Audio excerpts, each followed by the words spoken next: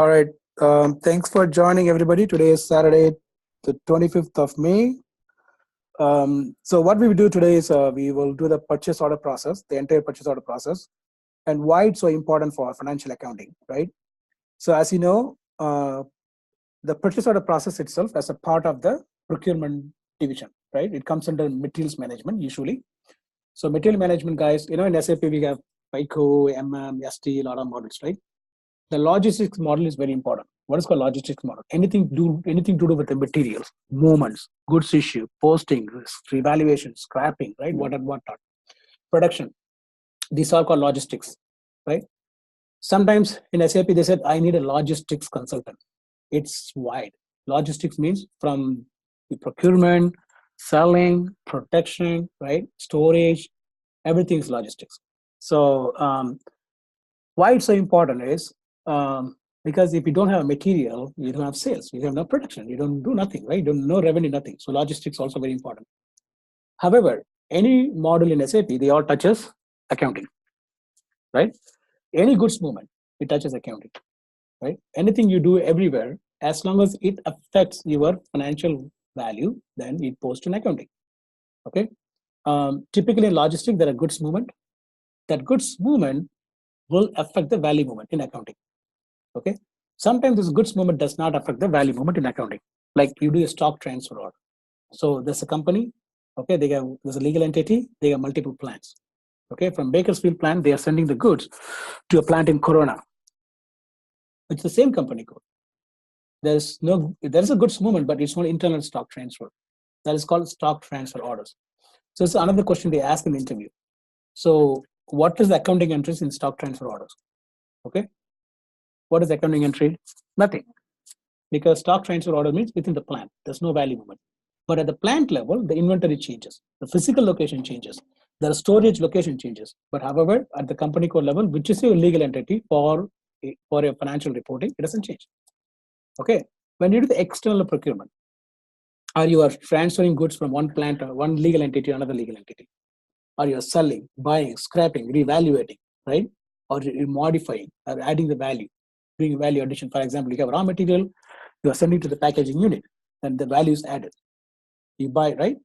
You buy additives, and you're adding more stuff, and you're building the product, then the value changes, right? From the expenses, the value goes to the final inventory. So those are the things which happens in logistics plan. Now, anytime there's a value changes, then it has to post in accounting so that you know your balance sheet, your expenses, all this stuff. How much I spent for the material, how much I bought it for, and your inventory movements and everything. So yes, that's why when people come here, I always start with the purchase order and sales and distribution. I do always do purchase order, so that it gives an idea of what is SAP, what is business process, right? Why it's a big deal and all this stuff. Great. In a purchase order process, right? The first thing is purchase requisition. Okay, so you basically, who sends a purchase requisition within a company? Who sends a purchase requisition? From the department. Exactly. There's a big company, so there's a department manager, factory owner, factory controller, or whatnot, right? Administration manager, CAO office, whatever, PMO office. They want something like a photocopy machine, conference table, or conference equipment, laptop, whatever it is. They have purchase requisition. They send it to the purchasing department or procurement department. Okay. Usually in today's world, everything is centralized. Okay, they call shared services. The procurement department is all consolidated. If there's a big company like Coca-Cola or Wells Fargo, or whatever, GM Motors, they usually have a centralized procurement department somewhere sitting in Manila, sitting in Mexico, sitting in Colombia, Venezuela. So what they do is their job is to contact the vendors all over the US, all over the world, and negotiate the price for them. They do commodity hedging, foreign currency, hedging and all this stuff, so that they can procure in advance, or they can pay in advance, or they can, do short sales, long, short, all this stuff.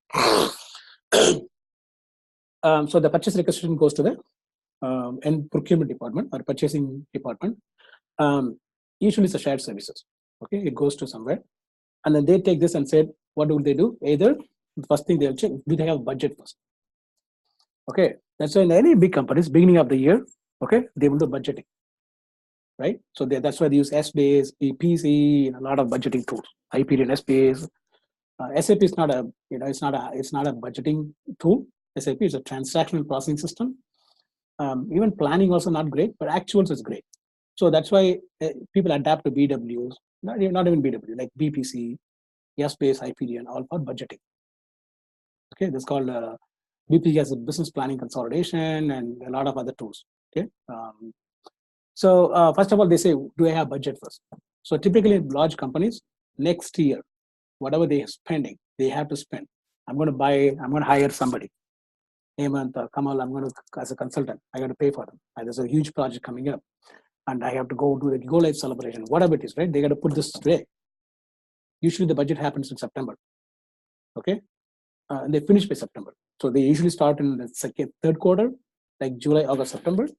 So they do the budgeting for next year. Okay. Large companies, when they say budgeting, not only like procurement, also production. Okay. They will know how much I'm going to produce next year. Why? Because they have to sell. Where the sales come from? The field marketing officers, the vice president, the division of the marketing officer, they will tell them next year I'm going to sell this much cars. Right? This year I'm going to sell this many candies, this many packs of cements, right? Concretes, agriculture, whatever it is. They will usually have a next year forecast. Right? So when they have next year forecast, they will load into the production department. The production department will take this and say, okay, next year you're going to make this. What is my capacity? You give me a staggered approach, right? Let's say you want to sell like 10,000 cars, great. But I don't want to make 10,000 cars right away, right? I got to put in a production plan.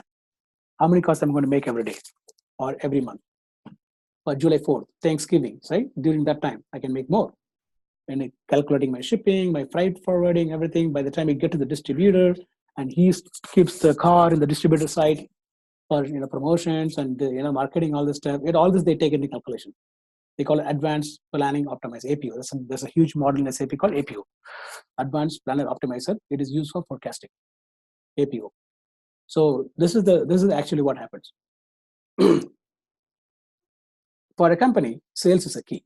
Is a key. If you don't sell, you die, right? There's nothing you can do, right? Sales is the key.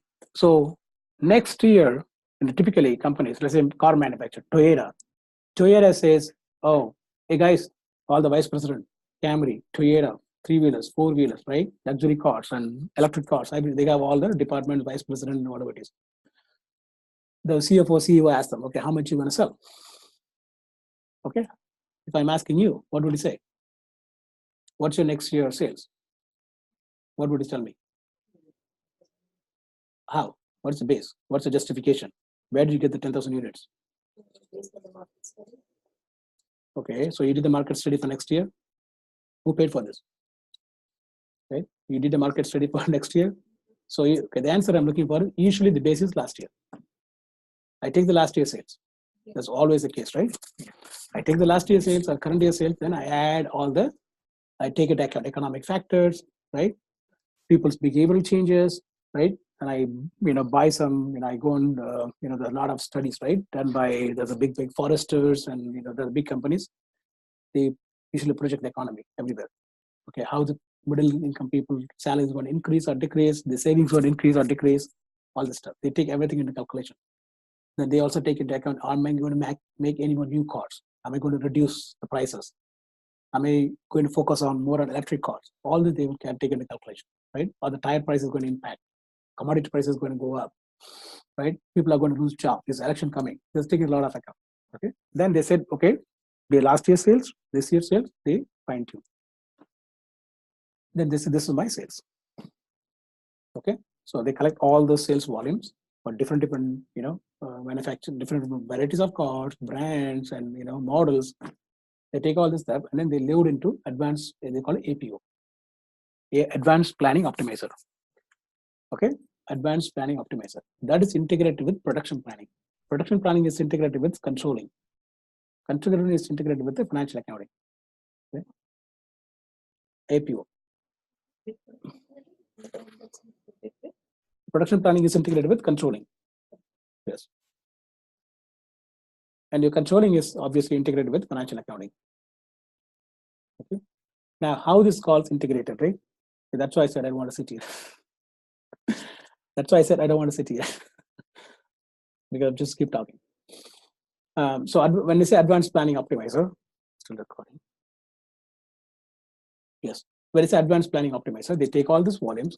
Now, if you are the production planning guy, right? Factory controller, what would you do? Somebody saying, okay, at the centralized level, these are my production volume next year.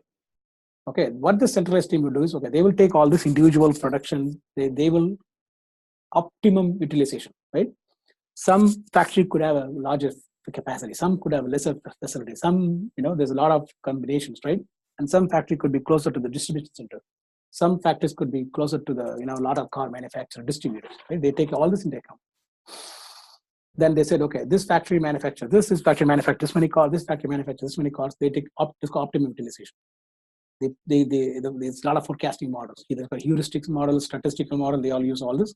They come up with a plan. Okay, next year, this is the factory that's going to manufacture this many cars this month. Make sense? Right? They have a plan. When they do that, then the quantity, all the item will be loaded into production planning. Production planning used by factory to produce actually, right? When they load into production planning, okay, in the month of January next year, this guy is going to make 1,500 cars. Then the data will be loaded into that particular factory. And factories will do, okay, 1,500 cars in order to make this. How much raw material I need? How much labor I need? All this they already pre-planned the APU as well. APU also does this. Advanced planning, they also does it. If I'm doing to this plant, that's why APU has a lot of statistical intelligence built into this. They tell, okay, how much labor you need, how much material you need, is it external procurement, internal procurement, how many department, like painting department, condensation, water department, everything, they all come up with some kind of calculation. APU will do this. APU will do this. Then you load to the production planning. Production planning will, okay, that's one car. The one car, it explodes. This is a bill of materials, right? Bill of materials. The bill of material explodes. I'm saying a car is a bill of material. 100 cars is one bill of material based on the factory capacity they create, right? Then it explodes, which does when I say explodes means it opens up and says these are the child components, these are the engine, these are the wheels, these are the steering wheel, tires, painting department, everything comes up. Everything they need to do in order to complete the car, right? Until it goes out of the factory. That's called bill of material. Then they do the material requirements planning. In order to make this, they click the button, they do the MRP, material requirements planning. Then it goes out and says how many raw materials I need, how much materials I have, right? Currently in inventory, what is restricted, what is non-restricted, and can I use them, right? Then when they explode it for internal procurement, it checks for the inventory. For the external procurement, it issues purchase order to the vendor. It directly issues purchase order to the vendor. Let's say it goes and checks, okay, do we have enough doors or steering wheels? If it's available, then it says, okay, internally available. That's internal procurement. When I'm actually manufacturing it, I can take the door and issue to the production. I can go to the warehouse, okay? The guy will go to the warehouse and take the door and give it to the production guys. And they will enter the one door to this car. Then there's a cost to this. That cost goes to the total car manufacturing, which is the work in progress. Okay. MRP is it's assigned to the material or bill of material at the bill of material level. Okay, then it exports. Requirements planning. MRP is a big deal. It's a big deal logistics. Okay. Then when you do the materials requirements planning, it exports and says, then it issues, okay, it goes and checks. If it's available in inventory, it takes the goods. I say we are available. If we don't have it, it issues a purchase order based on the reorder quantity. What is the right term? Lead time. Based on the lead time of the material. You know what's the lead time, right? So based on the lead time of the material, it issues a purchase order and all this stuff. So that's all beautifully happens in SAP. Okay. Now we are talking about procurement department. So everywhere there's an accounting entry, accounting impact. When you bring your door, the inventory reduces.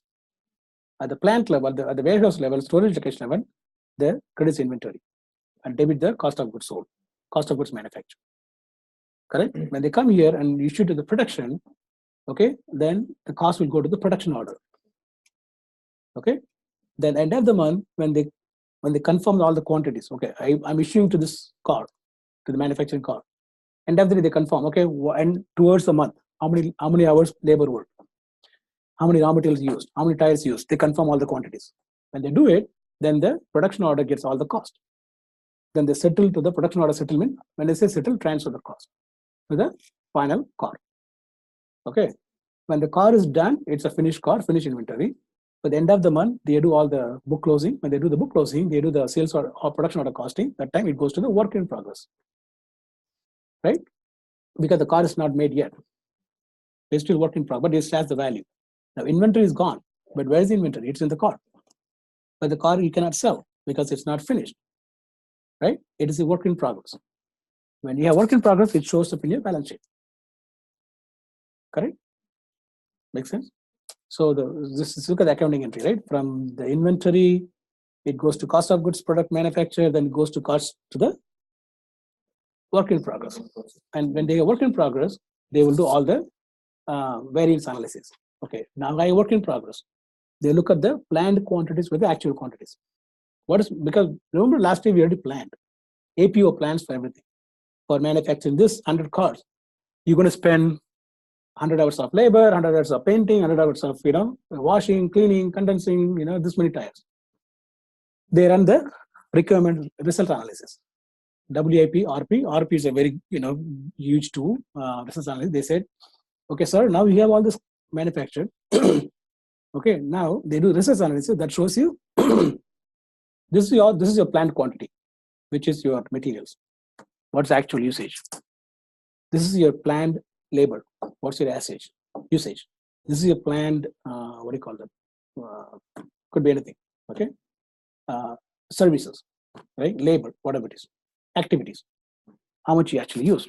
So it does all the results analysis and you can say whether it's favorable or unfavorable, right? If it's favorable, which means you are efficient, right? You try to produce more. If it's unfavorable, then you go and look at it where this problem happens. Is it at the labor level or raw material cost is high, then you try to fix it. Okay, great. So let's go back to the purchase order process. So initially, the purchase requisition comes from some requester. It goes to the procurement department. Procurement department will say, okay, do we have budget? Yes. Who approves this budget? Yes. Who's going to pay for this budget? Yes. He has all the details.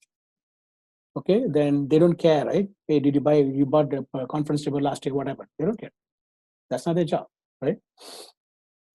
Their role is to validate the requirement. She doesn't care whether you spoil the conference table, you spill the coffee on the table, whatever it is. Then the purchase requisition be converted to a purchase order, right? The ME21N, whatever it is, it converts to purchase order.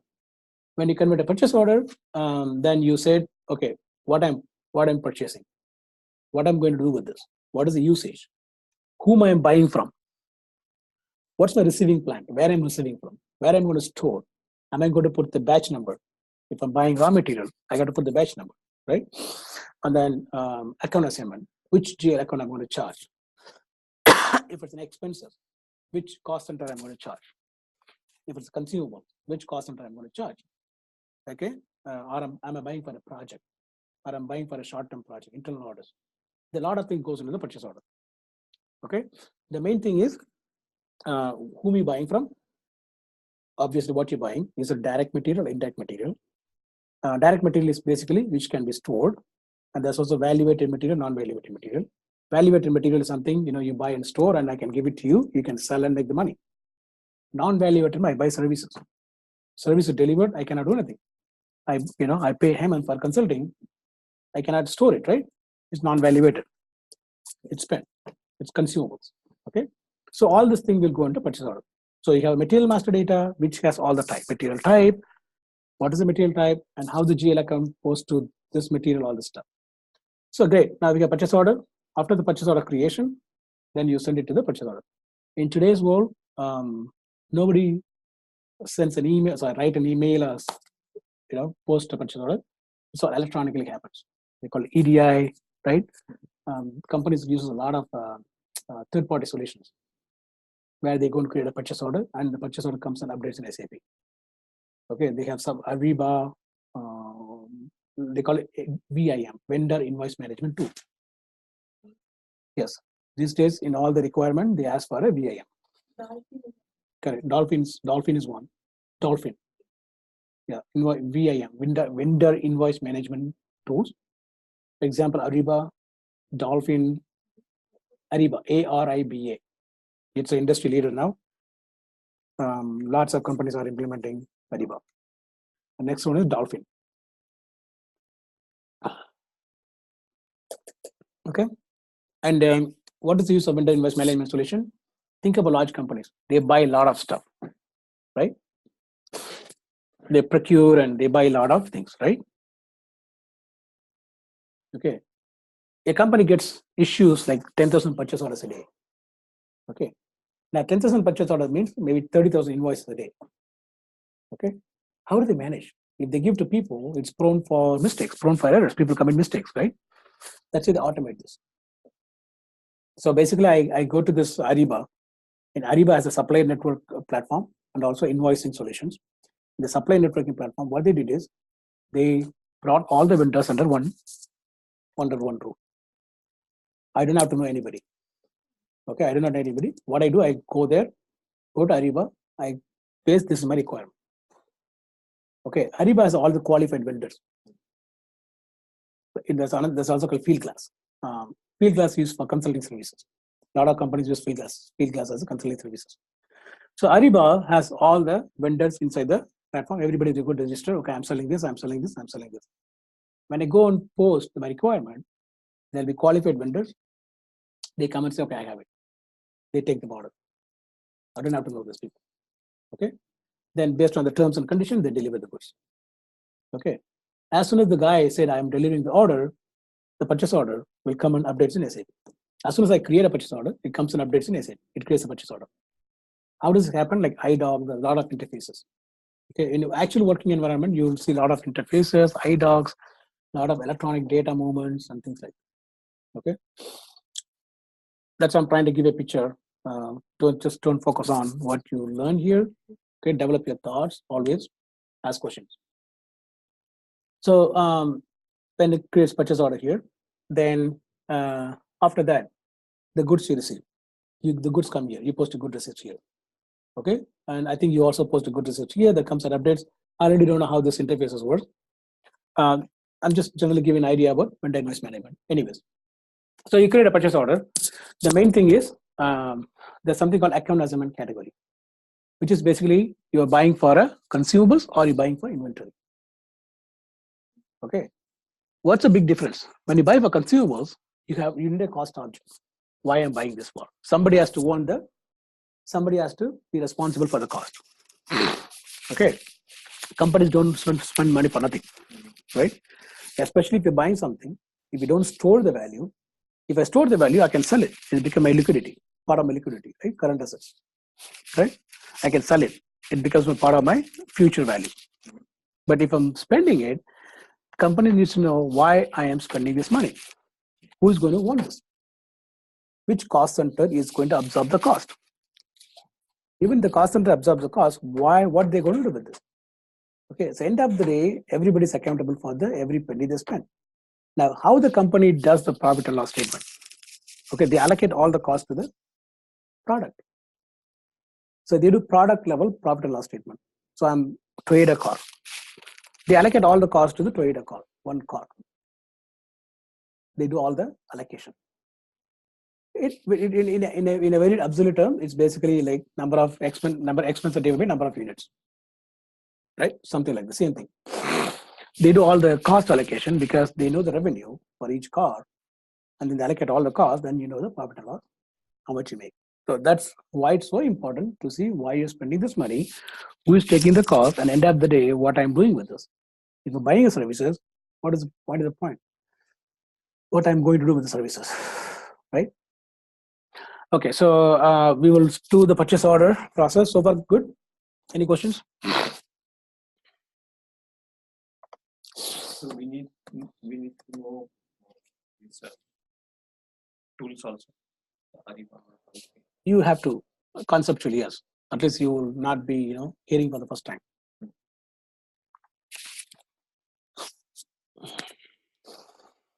Okay, the first thing we do, the transaction code ME23N. Okay.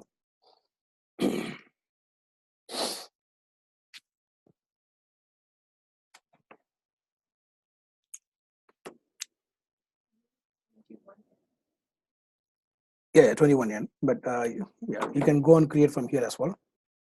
So I'm just trying to see. ME21 yen, yes.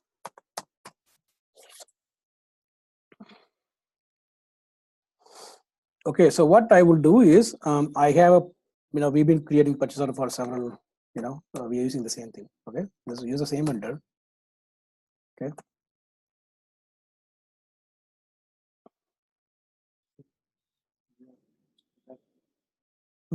Okay. It's still working. Great. So I've created purchase order. I put a vendor here. Okay. So in purchase order, same like in SAP, FICO, we have this, all the legal entities, right? Org structures. So we have purchasing org as well. So what I'm going to do. It So says no input is oil. No input. Try to. okay. So I'm actually going to use this as my. Okay, just take it down. What I'm so purchasing org user PA P0. Okay. You can do it later, Hemant. Okay. And purchasing group I'm using PPG. Company code is 333. Who created this? Yours, right? So Yamini created this company code and she's been working on this. So we're just using that company code. Okay, is this important? Then vendor, I put this guy here. Enter a vendor. So I have to select a vendor, which is, I'm selecting a vendor from here. Company code 333. Okay. Search term. I'm going to probably know this. Search term, EAP. I'll be wildcard search.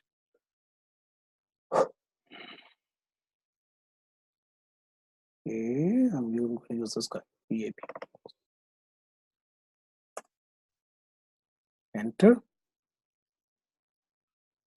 Great. Now currency, I'm going to put euro. Okay, the European company code.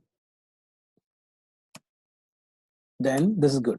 So in purchase order, we have this header. This is called header. Okay, this is called purchase order line item tables. So this is the material I'm going to buy. PAP RM1. Enter.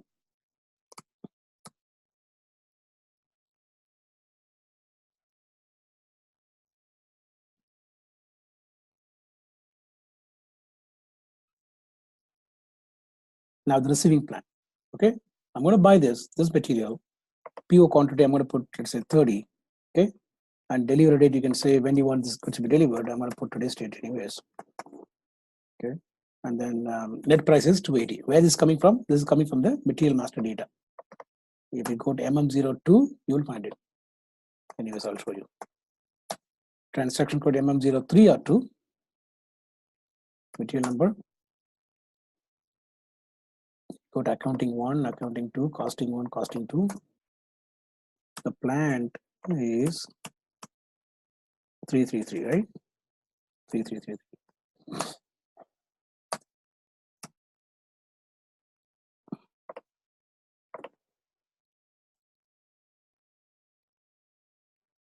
PAP1. The plant is PAP. Just remember, write it down. PAP1. PAP1. Okay, so what did it do? I went there. Here, the moving price, it says 274. The standard price is 270. This is the price. Okay, it is taking 280 the price because of the info records. So even though this material has the price of 274, sorry, the standard price 270. Okay, but I can choose when I buy from a particular vendor, I can choose my own price, which is basically for this vendor, I said $280 is my price. So you can go to info records from somewhere here. See, we got info record. It will tell me for this material, for this vendor, if I'm buying this, I'm going to pay this much price.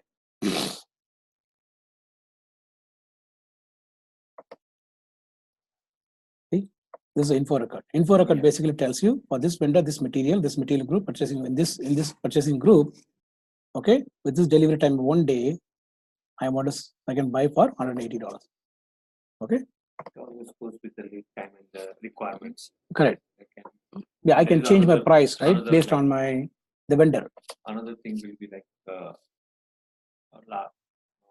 stock requirements.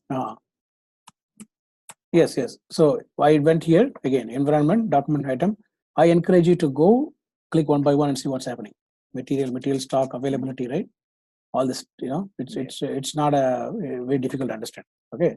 The plant is PAP1, I think. So I'm buying from here. Great. Then the payment terms gets copied from the vendor master. Okay. It's saying, can the delivery be really made? 27. It's saying realistic is 27. It is checking something and say 27 is a release delivery date. Okay, I agree with you. So these are warning messages. If it's yellow, just hit enter and go. Okay, great. The next thing is here the account assignment category. This is very important. Okay. So if you see account assignment category, I'm just do the drop down here. So here the most important is K, assets, P for project systems, U for unknown. We don't use the unknown. If we leave it empty, it is an inventory. If we leave it empty, it's inventory. It goes to a balance sheet. Okay. If you put cost center, for example, K, it asks for a cost center. So I'm buying this to post to a cost center. Let's do this. So what's the cost? So it's is asking for a cost center. So based on this K, if you put K, this account assignment tab automatically opens up and say, hey, you have to put the cost center here. Okay, let's put a cost center. The company code 333. This 400,599, is it a balance sheet account or GL account?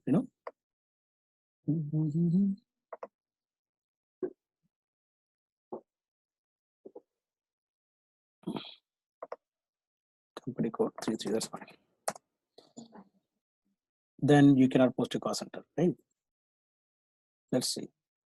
So I'm going to choose this cost center 1001.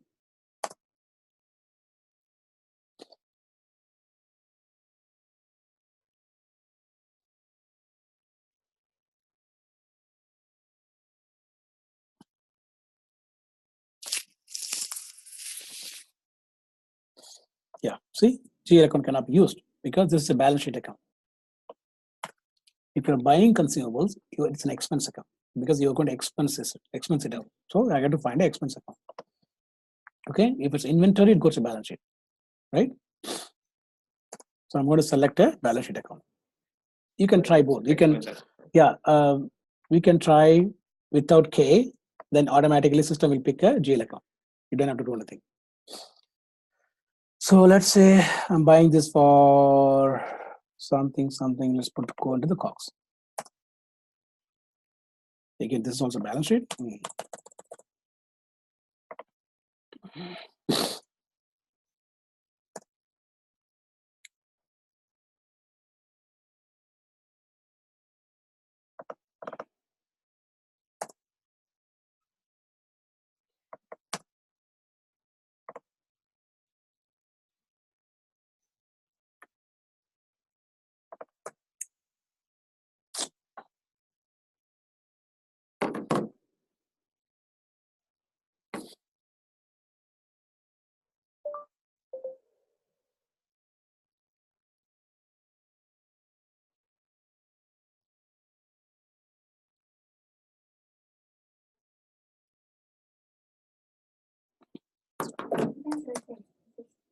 Oh yeah, that's true.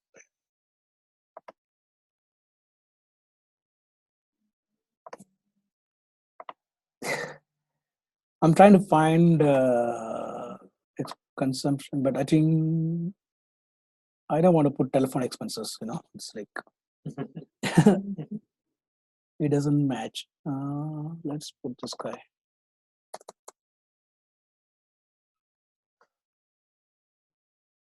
Yes, not create a cost element. Okay, I'll put advertising expenses, okay? Or electricity bills. I think this is cost element, okay? Again, why Nayamini?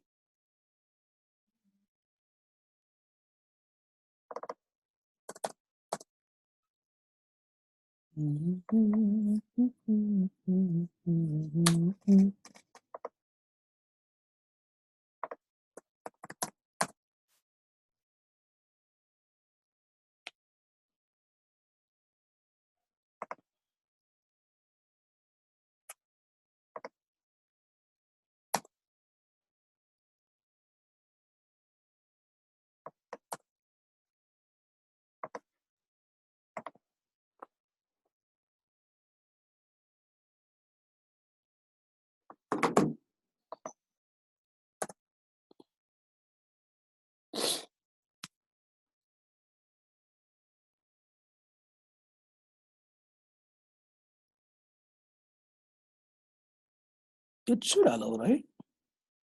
400,203. Why? 400,203. You put 230. Then something is wrong.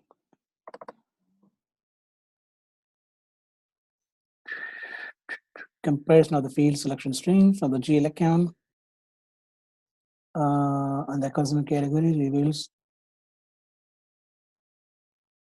group comparison of the field selection strings from the GL account and the consumer category key reveals that does it come in. Yeah. Actually, I see. Yeah. It's a field selection group. Let's not mess with this, okay? Let's remove this guy.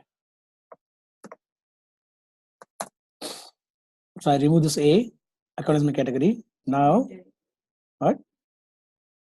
If I go to this, so I have to. Okay, let's not use K now. Okay, just don't use anything. Just put this guy here.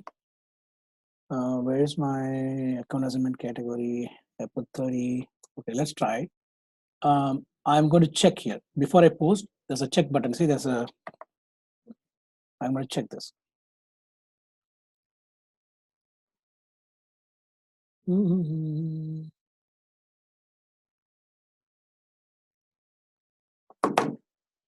Just still checking.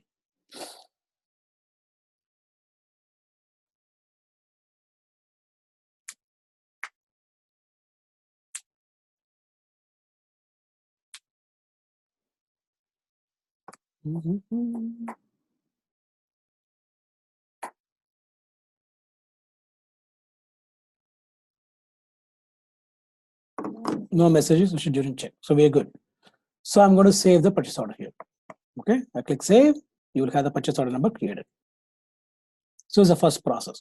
Okay, then we will post and then post accounting, post a good receipt, post invoice receipt, and then we will see how this GL accounts are, where it's taking the GL accounts from, and how the integration works. Okay.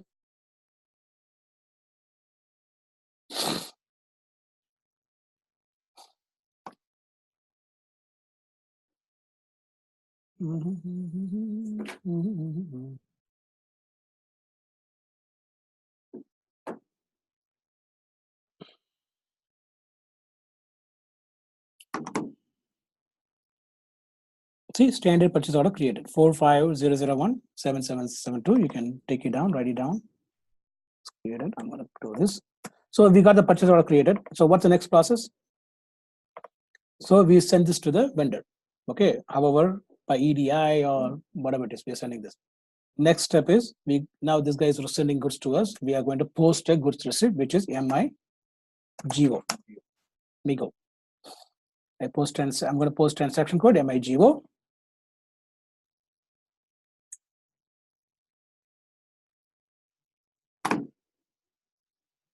So I know this purchase order. I'm going to put this purchase order number here, hit enter.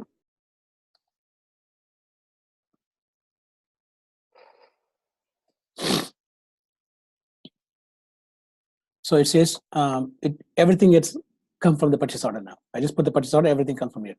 Now here, I could, maybe the vendor is just sending 20 or 10 or 15, right? Quantity, how much I'm receiving, I can just say, maybe let's say put 10. He's just sending the 10 first, see? 10. Okay, that's it. That's all I entered. Delivery note, you can say the vendor is coming from delivery, I put partial. You know, GRI slip number, you want to put something, you can put here. It's not important. No, just some number. In the delivery note, right? It will have something, right? So I'm just writing something because it's partial, right? Partial delivery. So header text, you want to say something, you know, you can enter something, good received partially, whatever it is. That's all you need to do. Then you can execute. Okay, another thing is very important, you get to put item okay. This is the check when you receive the goods, even though you check the item 10, finally you still have to say, okay, my item is okay. Then you got to post. You can check always before you post. If there's an error, system will come up and says, see, there's an error. Now you're receiving the goods to the plant, but storage location is also important. Okay, in a plant, they have multiple storage locations. You can say storage location. Okay, so PAP1. Now I can post.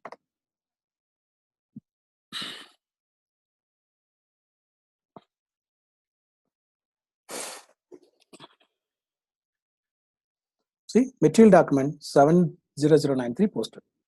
It says material document. It doesn't say accounting document, right? Because in SAP, the documents created at all levels. When you post a good receipts, this is a purchase order process, right? Logistics process. When you post a good receipt, the material is coming into my warehouse. Yeah. My inventory is going up. Then it's a material document, right? They write it down, okay, I'm receiving the goods now, material document, right? It's not accounting document. But because the goods are coming in, the FI integration happens and creates accounting document. Okay, we will see. So what is the corresponding accounting document? That is the one. We will see it. Okay. Now we can go back to the purchase order, ME20, ME23N, and see how this document posted in the purchase order. Yeah, 23N is 21 is create, 22 is change, 23 is display. 1, 2, 3, always.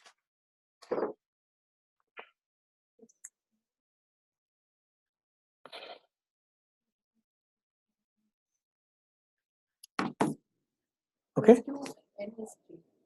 Yes, 3 is display. Okay. So now what happens is, now in the same purchase order, if I go the purchase order history, now the purchase order history tab is opened up here. It was not here before. Now because I posted one document, you see the purchase order history. I click here.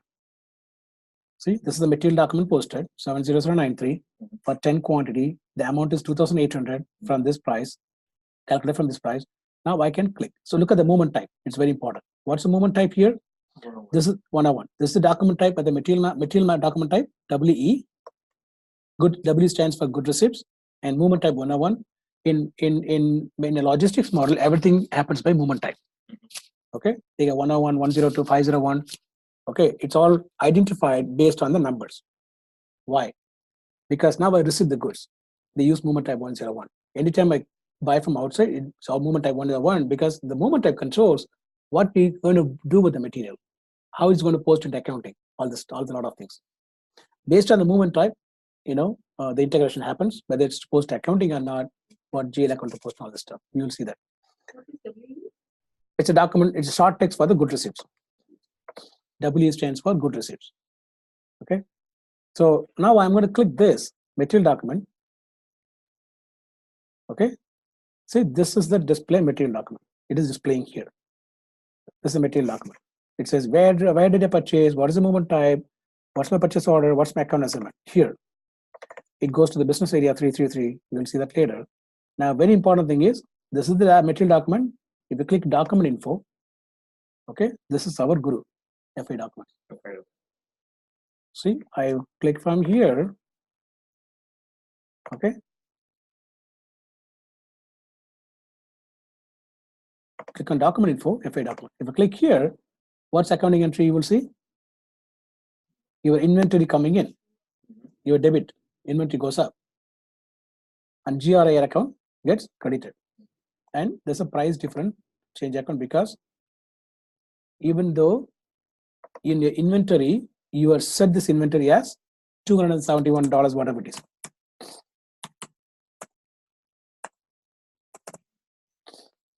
The original cost. The standard price is $270. The standard price is only $270, right? In my material master, I am not adjusting the price. Even though I'm paying $280 to this guy, but the stock value is still at $270. I'm paying $10 more because of whatever connections I have, or maybe this guy is a premium guy, whatever it is, right? So that $10 does not adjust my stock. So you have to understand this. Typically, in a material master, they do not change the they don't change the price quite often, because based on that, they already planned for production. Okay, if you change the price, you're not going to increase the cost, right? The cost will fluctuate. Then you cannot sell for different prices. In order to, that's why they call it standard price, standard cost estimate. Okay. Now, because I'm paying higher, this will go into my expense account. Okay. See, which goes to my price difference account.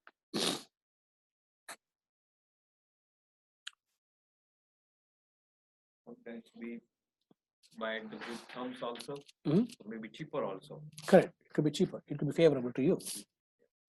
Right? This is the expense. 83 is the expense account. Debit, it's not favorable. So you spend $100 more. Great. So we saw this. You can do a lot of stuff here. Go and open one by one, and typically you can go to environment, go to document environment, go to original document. It will show you all the purchase order, material document, and things like this. See, this is the original document. Okay. Great. Next step is I'm going to post an invoice, which is transaction code MIRO.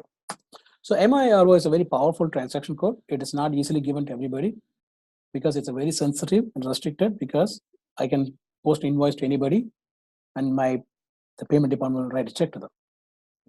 Right? So it's very sensitive. So not everybody will have the transaction code. It's very important. And second thing is, even a lot of companies, they don't even use manually. It's all automated. That's why they use all the vendor invoice management tool and stuff like this. Nobody wants to touch it because people can manipulate it. Right? I can create an invoice for somebody, then I tell them, hey, you'll get a check by end of this month, and let's take a share. Right? A lot of things will happen. Okay. So this, I'm going to post an invoice now.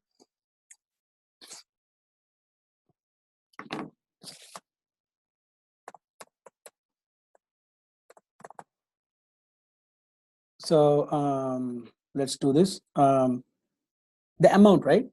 So far, we think, right, that we only received the goods. We don't have the invoice yet. Okay, that's why the GRIR account is very powerful. Because when the goods will be received at the warehouse guys don't even bother about the price. They only bother about the quantity. The truck goes to the warehouse and calls this guy, hey, I have this material. Okay, here's the thing. Okay, he doesn't care how much you pay, how much you buy, what is the discount, what is the promotion, all this stuff. He just receives the goods. He cares about the quantity. Now the invoice comes to the accounting department, payable department. They got the invoice. They look at the invoice. It could be $280. Be 280. 28.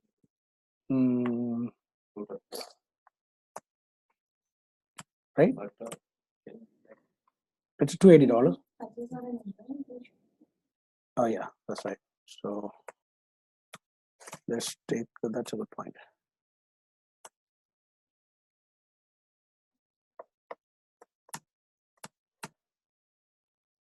$7, right?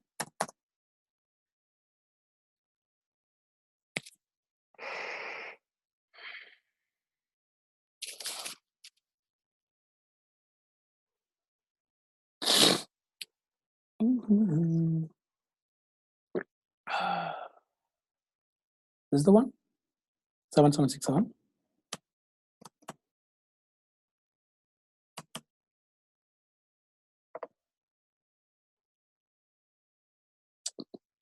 Did you write it down, the purchase order number? Anybody? No?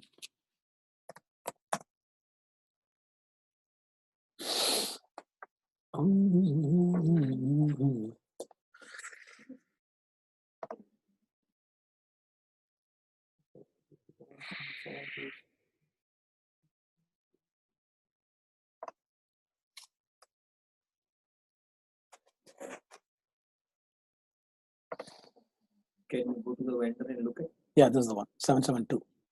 Yeah.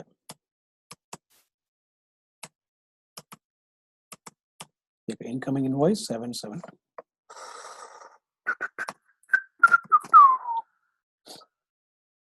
Valuation data is logged by the user one, which is me.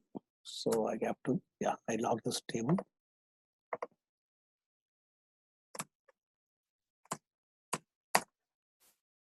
Okay, great. So I entered this. Now I'm going to put the amount here. Go back. The baseline date, let's put today. I'll tell you why. So this is the $2,800 I'm going to pay for this guy.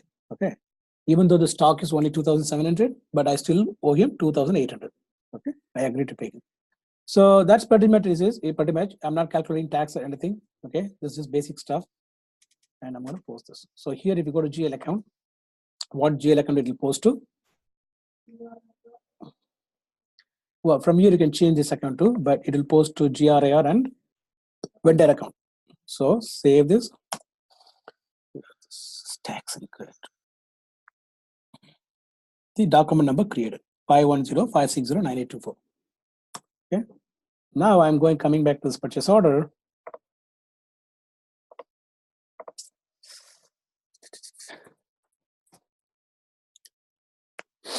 See, I got this document created. This is invoice. RE stands for invoice. Goods receipt, invoice receipt. Typically in the companies, they have purchase order, they have plenty of line items.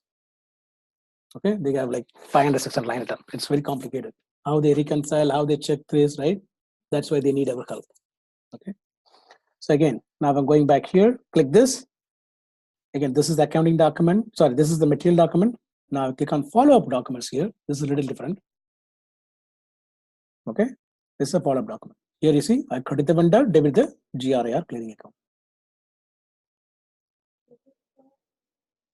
Yeah, this is vendor. Minus is credit.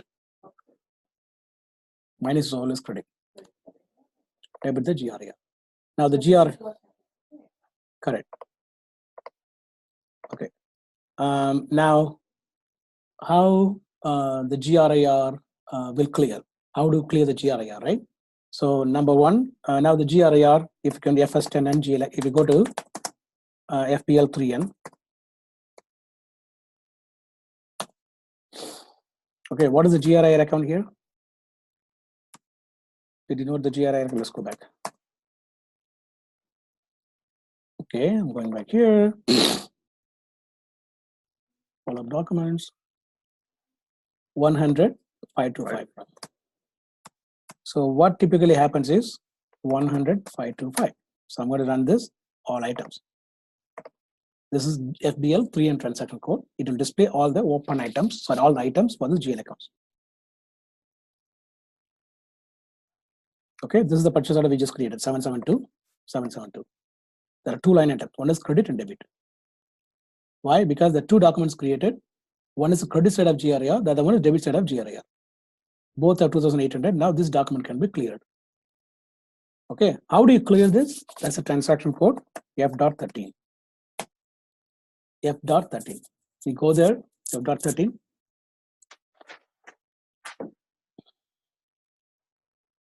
So put the company code 333 here, fiscal 2019. Okay, and assignment, you can put assignment here, which is my purchase order assignment. If you put assignment here, right? So you look at the assignment column, it has the purchase order number. So it only picks this two line item. Otherwise, it selects everything. Okay, if you don't do this, system will also clear this 771. Okay, got my point? So I'm only doing this 77. So if you leave it black, then it will break clear. Exactly. It will clear only when it is zero, right? It is zero. See? How does it matter if I keep that something?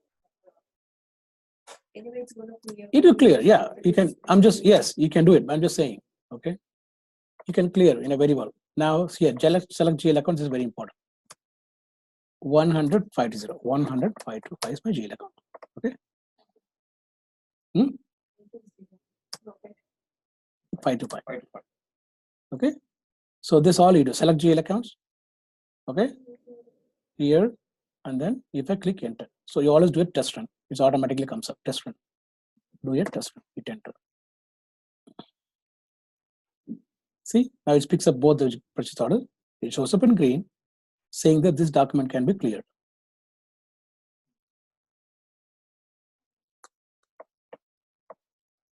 So no logs were errored during clearing test run. Okay. It says it shows up in green, which means the documents can be cleared. Okay. Now, when you come to FDAT 13, you can actually save this selection parameters as a variant here, so that every time you come to FDAT 13, you don't have to put all the parameters. Okay. So I give a variant SAP F124.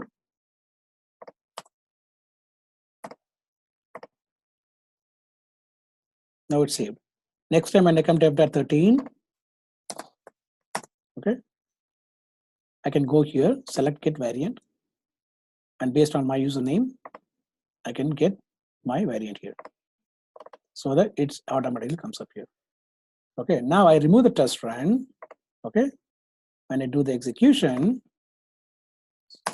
system will clear this item and it posts a clearing document, another accounting entry, right? It posts another accounting entry, right?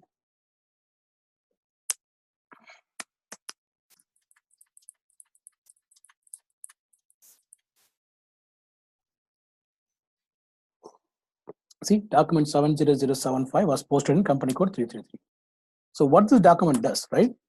Now this is all open item. It shows green, red, right? Open. If I refresh now, it all turns green. Now the clearing document is here, 1.4 and 1.5. Okay, here it shows 1.5 because it posted, even though it posted two documents, it is showing me the last document posted for this purchase order. But in fact, actually it cleared with the two documents, 1.14, was 1.4 and 1.5. Now my GRAR is clear. Yeah. Correct. So this is the purchase order creation, post a good receipts, post an invoice receipt. Now, how this GL account get impacted? 100525. Okay. How this GL account system pick it up? Okay. Good. So far. Yeah.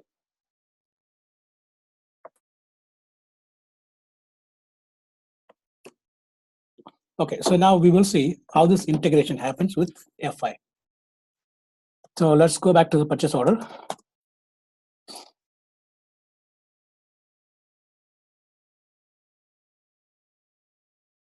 So this is a purchase order we created, and this is the material. Okay, and how the material document posted to my inventory account. Okay, the inventory account is 101020, and the GRAR is 100525, and then the purchase difference account is 400407. Okay. Now there's a transaction code called OBYC, where you configure all that account determination with MM. So for that, I need this material valuation class. Valuation class for this material. Okay. So what you can do is you can just directly click from double click here. It will take me to the material master at the plant level. The plant is 333, sorry, PAP1. PAP. From here, I go to the accounting 1 tab. Here you see the valuation class PAP1. For every material in the material master data, we have this valuation class. Okay, which is PAP1.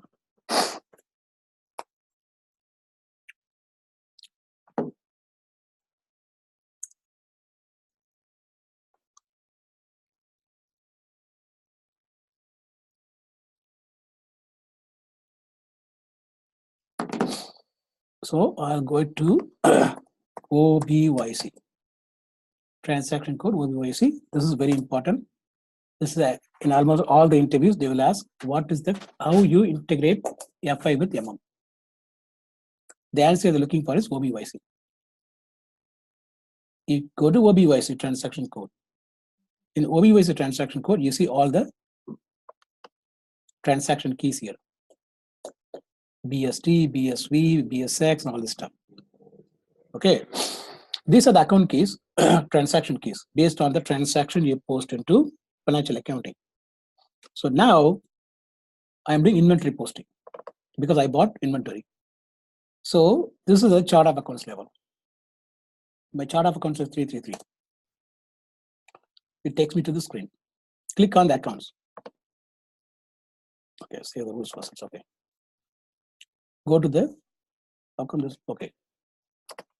Let's do BSX inventory posting, not BST. Use BSX. See, PAP1 is a valuation class from the material master data, and this is assigned to 101020. That is how. See, in material master we have PAP1. PAP1 for the inventory posting is assigned to this GL account. So whenever you post accounting for this inventory, this GL account gets posted. This is a simple FIMM integration. Now, what's the other one? GRIR. GRIR is WRX. See, GRIR clearing account. You click this, it posted to 100525, which is here. Yeah. Based on the valuation class. Next one is price difference account, PRD. Price difference. It posted to 400407 for this valuation class PAP1. Okay. So in MM integration, how MM integrates with FI? This answer is in OBYC. Okay. We maintain the valuation class and map this to the, sorry, in material master, we have valuation class. Every material master has a valuation class because how do you value the material? It's a physical inventory. In accounting, you have to evaluate them. You have to give them some numbers to them. So you assign the valuation class to the material master data. Then in the OBYC, you come here based on the transaction key. What type of transaction? What is the nature of transaction? You assign the GL account to this. So we should do it manually. This is manual, yes. Right. This is a configuration. See, configuration. It's a transportable object. So let's say your accounting director, whatever, say, you know what, hey, it's been posted into the GL account. I want this price difference post to different GL account. That's a requirement. Different GL account. That's a requirement, for example. They're changing the GL account to something else. Or inventory, they don't want to post to 101020. They want to post to 101030. Okay, they're maybe mapping two materials together, combining two material valuation class together. We don't want to treat them separately. Then you come here and change and do the testing before and after. Okay. So which I asked Yamini to do the same changes. She did it and she created a testing document. Can you share it with everybody? So she created a good document on what is the requirement, what did she do. She created a new GL account, the balance sheet account, okay, and come and she assigned this and she created a purchase order, then it goes to different GL account. Okay, so this is so far clear? Yeah. Any questions? So in purchase order, a lot of times what happened, now you can also do the credit memo, cancellation of the invoices, cancellation of the material. Once you post a GR, now you have to cancel it because something is wrong. You can cancel it. Similarly, when you post an invoice, the invoice is wrong, or maybe the invoice is partial, the price is different. All this you can do, credit memo, all this stuff. You can cancel it, and a lot of good stuff. That typically happens in companies. That's where they come and ask us, hey, the cancellation doesn't work. Okay, I try to reverse it. Nothing's not working. When they make a lot of purchase order adjustments, all this will create a lot of trouble. So if you go back to the ME23, and there's something called purchase order history, I think.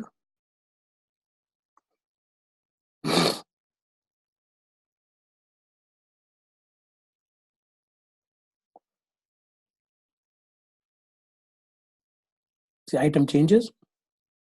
So it tells you all the, somebody goes and changes the purchase, so purchase order, different thing, they try to post, it creates a lot of confusion. Okay. It's a lot of troubleshooting in purchase order. That's why it's very important that now understand what is use of SAP, how the SAP works, what are the transaction codes, how to run a program, how to run a report, all this stuff.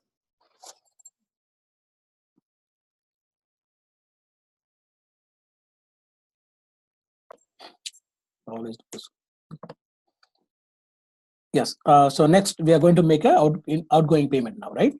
So this is where we are. So I'm posting outgoing payment. Okay. So come back F-53. So I enter the date. KZ is the document type for the payment, and you can put the clearing text, whatever it is. Document number will be generated internally. The bank account data, I'm just giving this GL account. This is the bank data where the money is going to go out from. And this is the PAP boss is my vendor I'm paying to. Now hit enter. Amount is 2,800. It says entry is missing in the table. This is the tolerance table, which we are in the configuration. Yeah. So what I typically do is I can copy from what I'm going to do. I'm just going to copy 001 to 333. Copy. Okay. So when I do the configuration, it's a transport request. Configuration is not transportable. So now it's copied. Now I'm going back to incoming outgoing payments. Hit enter. Now it's going to go through. Okay. Now out of this, I'm only paying 2,800, but there are so many invoices outstanding. So I'm going to select my 2,800 somewhere here. This is 2,800. So amount entered is 2,800, but assigned is $25 million because I'm not going to pay everything. So what you have to do is you have to deselect all. See, it's all highlighted. You have to deselect this. It turns a different color. You see, right? So what you can do one by one, instead of doing one by one, you can do here. Deselect all.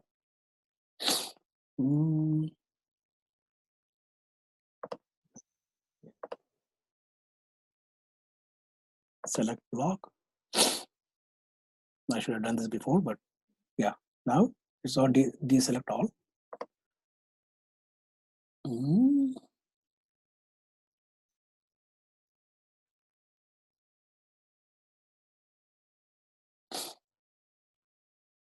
This is all selected. Deselect all. Removed. But anyways, you can do it manually. Okay.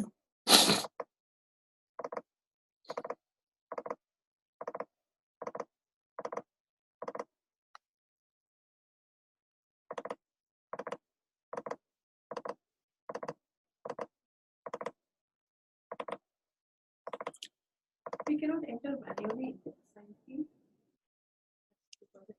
No, this is, it just picks up from all the gross total. So that is the way you can, deselect or select, deselect. But anyways, it's just painful to do this. No, you will figure this out, don't worry. There's a total invoices. So I'm deselecting because I'm not paying for those invoices. Almost done. So this is the only one I'm going to pay. Now we see assigned 2,800, amount entered is 2,800. This is what I'm looking for. Once I select this, difference posting is 0. Nothing is there. I save. When I save, document 4001 posted, which is the incoming payment document KZ posted. Okay, it also posted, it also cleared the open invoices. How do we know? I go back to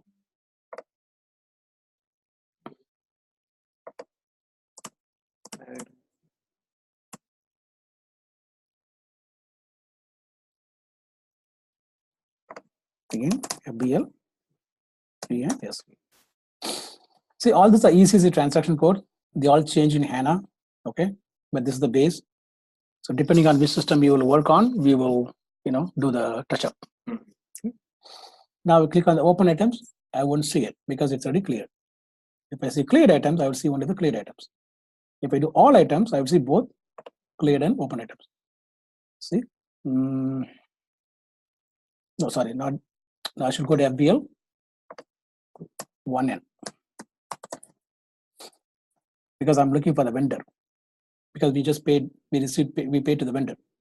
So I click all items. Now the 2,800 is cleared. See, it shows green. It's cleared. This is the clearing document. 407 posted. This is also same as the incoming outgoing payment document. Posted, cleared. So this is the one. You start with purchase order, good receipts, invoice received, outgoing payment, and clear these invoices. And we also did the GRIR clearing, F.13. The automatic clearing is F.13. Not 30. No, F.13. So another thing, typically the F.13 runs by batch job. They don't run manually. So they set up a batch job and it runs automatically. So with that, I think we will. What if I keep it open? I mean, I don't clear the Good. GRIR account because anyways it just goes automatically with 0 balance. Correct, good point. That's why this open item concept is there. You could say anywhere it's 0, right? Yeah. But the reason they made an open item is so that they know, hey, these are my purchase orders, these are my good receipts, this I already received invoices. If they don't clear, they wouldn't know, right, whether they have all the invoices received or not. Okay, you can still show 0, but people have to go and, how many invoices they can go and see. There's like millions of line items. Also make sure that the invoice is received for that we received, the goods received. Correct, exactly. And it has been entered. Exactly. Similarly, payment, right? The vendor sent an invoice, then I paid him. But if you don't clear, I wouldn't know how much balance I have to pay him. What's my balance? Okay. Otherwise, it will show. So after making the payment, it automatically gets cleared. Correct. It automatically clears. Just like even if the GR and IR, it automatically gets cleared. No, we have to do. We have to do it manually because it checks a lot of other things. Whether your purchase order is right, the price is right. That's called three-way matching. The three-way matching means your purchase order. There's 3 documents: purchase order, good receipt, invoice document. The quantity is checked against the good receipts. Your purchase order has buy price, specification, and the quantity. When you post a good receipt, it's only the quantity. It checks against the purchase order. When you receive invoice, second matches, it says, okay, did I receive the same amount as per the purchase order? It goes and checks the purchase order price. The quantity against the, this is the quantity received. Is the quantity received as per the invoice. The price is the same as per the purchase order. It checks. That's called three-way matching. But it is not the same. So you can still post, but the payment will be blocked. System will automatically block the payment for the vendor. You cannot post it. Yeah. And then it has to be manually cleared. Correct. So let's say the guy only receives, you only send, but let's say you receive 10 quantity, but you send the invoice for 12 quantity. Okay, instead of 2,800, let's say the invoice is 2,900. No, that's fine. I'm saying like in the purchase order, you would have given the per unit price, right? Right. Like 2,800, like 280. 27, okay, 27. But when it comes to the, when we receive the invoice, Uh-huh. so the unit price would go up to 300. Uh-huh. So because you said it's a three-way checking, right? Uh-huh. One is the price, the other one is the goods, Okay. right?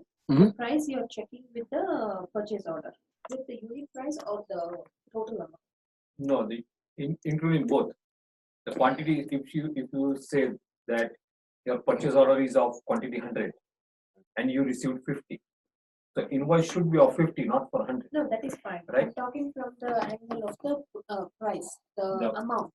The in terms of price amount. would be whatever you received. That invoice So- price. The price, right? It has to match with the purchase order, number one. Right. Okay. That's matches, $270, $280. Now, the invoice also has a quantity because they're calculating, right? No, that's what I'm saying. It checks When the the good unit receipt. price is not the same as the purchase order. Correct. So does it check the unit price or the total amount? No, it checks the total amount. No, it Invoice. should be. The purchase order price Invoice. and the invoice price would be the same. No, what if it is different is my question. See, when you when you post invoice, right? We never enter the quantity. When we post the invoice, We never enter the quantity. Correct? we don't enter the quantity. Correct? We put this. Exactly. It will automatically. Correct. So I think her question was, when you receive invoice, right? That doesn't matter as long as you have payables. You post a good receipt, right? Okay, you post a good receipt. The GRIR, as long as he can send, let's say he's sending, it doesn't calculate by unit quantity. But we are expecting in an invoice based on the purchase order, we are expecting $2,800 invoice. Right? System will check, okay, you have good receipts for so far, let's say 10, 10, 10, multiple good receipts. Okay, when you post invoice, system will check saying that, okay, how much we have received so far. If the price, then it calculates its price. This is what I'm expecting from the vendor. Okay, now in this case, we posted 10 good receipts. When I post incoming payment in invoice, okay, system is expecting only 2,800 because that is what the invoice has to come. Now, if it's more, system will block the invoice. You can post invoice, but system will block the invoice for payment. You cannot make a payment. Yeah. Then you call the vendor and say, hey, why? Oh, you don't either enter the invoice. You don't enter the invoice or call the vendor. Sometimes it's automatically post, right? A lot of automatic posting happens from the vendor. Okay. All the EDI and stuff like that comes and post, but the payment will be automatically blocked. Where, for example, this is the invoice, right? See, payment block. So it automatically blocked. But in this case, because the amount is the same, it is freed for payment. Otherwise, it become A or B. Okay, in that case, what is exactly GRIR? So GRIR is a temporary account. What is it? What is it? Good receipts, invoice receipt. So the two things happen in a purchase order. You receive goods first, then you receive invoices. That's why they call it GR/IR. It's a standard. It's standard. Nothing changes. It's always any SAPs, any accounting SAP is the same. Nobody changes it. When you post a good receipt, it takes the credit posting, right? When you post an invoice receipt, it puts a debit posting. Then it has to match. That's why we clear using F.13. When you do that, So you will have a end of the day, you will have an idea that how much material we received and what are the invoices pending we should receive. We should. That is the That is the GRIR. So if invoice is not received yet and you are waiting for and you want to book that, you can book that cost. so As a in payable. So in big or companies, something like right? that. In big That's it. companies, this is a big deal.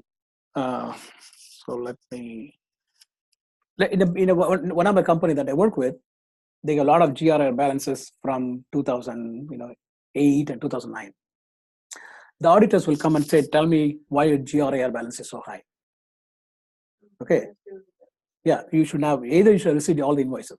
But however, in any company, typically your GRIR balance will always have a credit. No, No, because the invoice you're still waiting for invoices.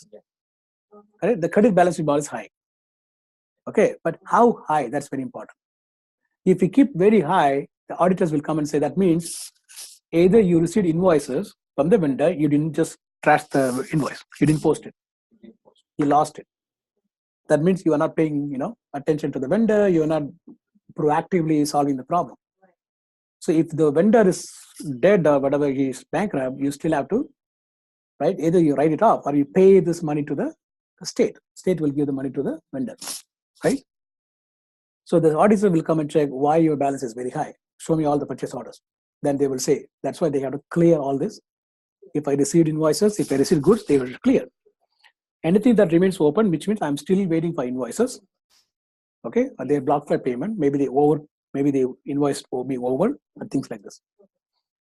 So another thing is, main thing is, in a purchase order process, very important when you're doing a trading or manufacturing.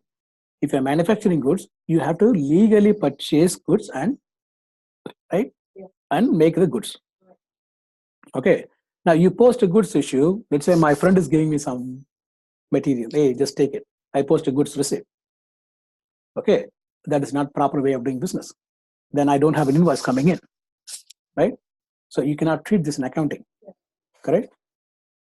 So everything has to be treated in a way so that it's very important that when you receive goods, you create a liability. Make sure you pay. Okay. My question here was, okay, like you said, it's a three-way checking, Mhm. right? That is, we check the price and we check the quantity Mhm. when we are doing the invoice verification, Mhm. right? And this is checked against the purchase order and against the goods received. Goods received, we check the quantity, Mhm. which makes more sense, like how much goods we have received. Mhm. And purchase order, we are checking the price. Mhm. Is my understanding right? In the purchase order. Yes. Okay.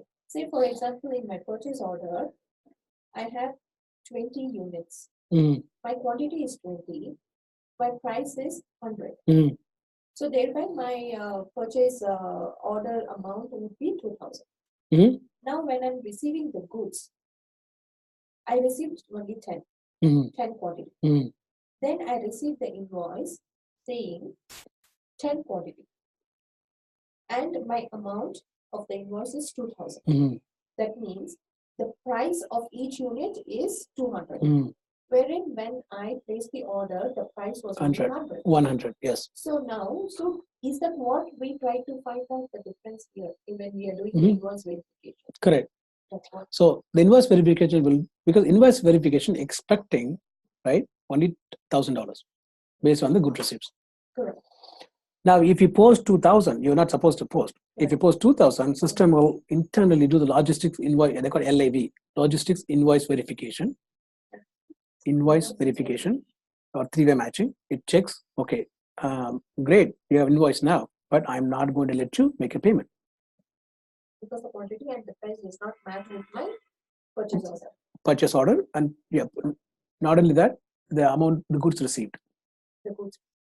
And you only received for your inventory. Inventory is only 1,000. That value went up. Okay, logistic invoice. LIV. Yeah. Okay. So the logistic invoice verification has some elements to, a lot of elements to financial accounting. So everybody, you all supposed to know what is LIV. It is, conceptually you all know, right? But I always tell people, whatever you learn is very, very like baby steps, small scale. You have to think in terms of big scale.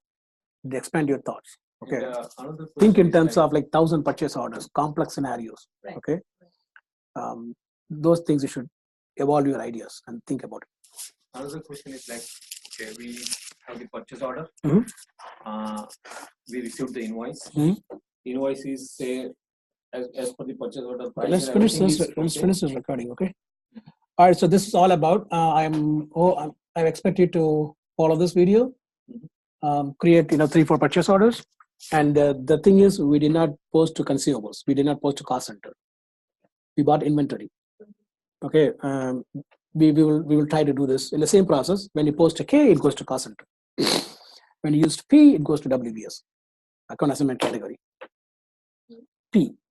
Yeah. If you use P, it goes to WBS, project systems, because you're buying for a project, a short-term project. You're building something. Okay.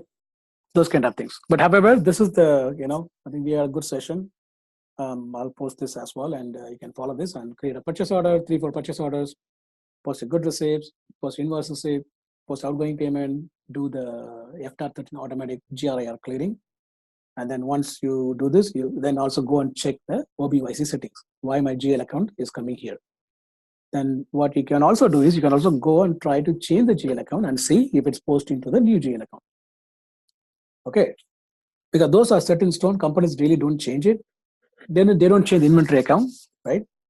But in a configuration, those OBYCs where you have to go and do the configuration Okay. So at the time of like implementation, right? Yes. So OBYC is already integrated, is it? Or should I do it manually? Like, okay, this particular goes to this particular. So right in OBYC, right, it comes with the standard transaction keys like Okay. BSX, PRDB, WRX. A lot of it does. You don't have to create them. Okay, it comes there. It comes there. The Then I only have to go thing, to the the- variable is the valuation class with the variables are the valuation class, which you can define. In this case, you create a PAP1. It could be 1,000, PAP2. It could be anything that you define. So that will be created by. No, It should be created it's by a- us or. it should be created by us. No, it is, again, that's, you don't have to worry. Okay. That's when you work with, when you're doing implementation, you typically work with guys. And the accounting people will tell you, see, I have 50,000 materials. How they want to account, which GL account they want them to go into, usually based on the material types: raw material, semi-finished goods, finished goods, raw and pack, value-added material, non-value-added material, direct material. There are a lot of things. Based on that, the companies will say, these are my GL accounts, I want this to go to. Based on that, the guys, they create material type and then valuation class. They map material type to the valuation class. Okay. Now we have this valuation class. The accounting department wants all this to go to different GL accounts. That is when you go to OBYC settings. Based on the BSX, based on WRX, GRIR, they map this for this valuation class, this GL account. This valuation class, this GL account. So any goods movement happens to that material, okay, based on the nature of the transaction, the GL account gets a posting. Okay. And what if there is a freight in the invoice, which is not in purchase order? So Correct. we can add in the. Correct. So there's a planned cost and unplanned delivery cost. Right. Okay. Delivery cost, right? Planned cost is you basically agree to pay to the vendor. In purchase order itself. Yes, itself. You add a freight line item in the purchase order. If you go to purchase order, right?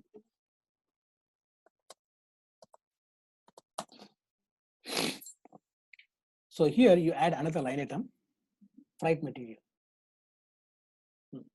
Okay, which will be in expenses. Okay, because you cannot add this to the material cost. Right. So you actually create another freight Line item, add the price here. Okay. And so when you do that, how it will impact in accounting, If you do that, the total price will be. the purchase order price will increase. But when they send an invoice, again, you have to put separately.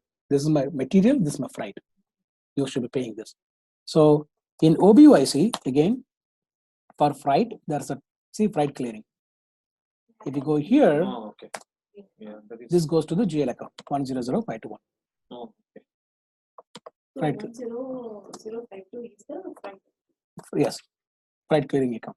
So you can go and run, see if there's any posting happened. So in the chart of accounts, you have all these here. Exactly. With the account. Yes. There are no postings. So mostly it will be auto configure, but sometimes we want it to be. No, actually not. It's not auto configured. SAP is a standard. They have out of the box. They have everything.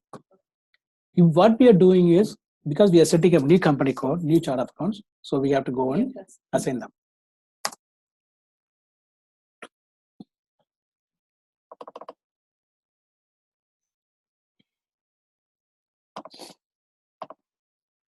So this look at this purchase order. So they added an unplanned delivery cost here, something here. That's why it posted to the freight clearing account. Unplanned. So I go to this purchase order and they post a good receipt somewhere. Let's go to the purchase order history. I'm doing a goods receipt. Yeah, the same 7,000, same document number, right? Same material document number. This is 101, but here there's no goods movement. It's a freight cost. So I click here,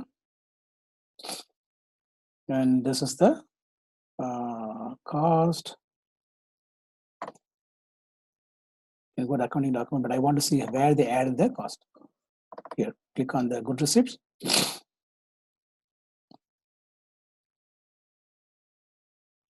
Is it in-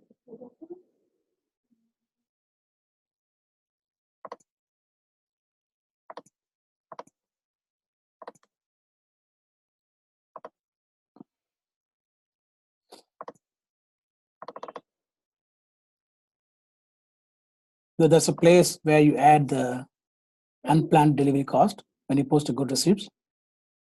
Let's see.